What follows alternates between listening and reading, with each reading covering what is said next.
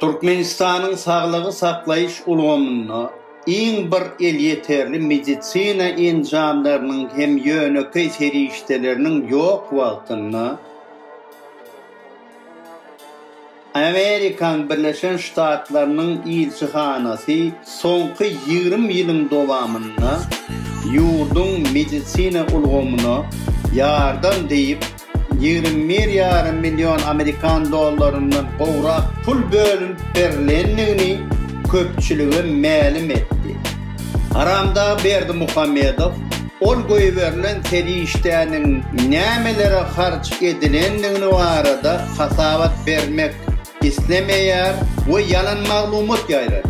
Öz gedeginde Türkmenistanyň daşary işler ministrligi bolsa gyssaly ýagdaýda release habar ýaýradyp ýurda daşardan hiç bir pul serişdäniň goýberilmedigini, ähli hyzmatlaryň tölegini bolanlygyny ma'lum etdi.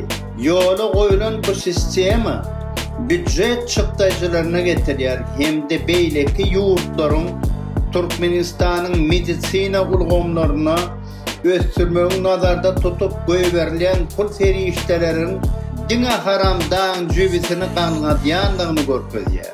Milletiň saglygyna ýardam etjek medisina ulgamy bolsa serişdesiz galýar.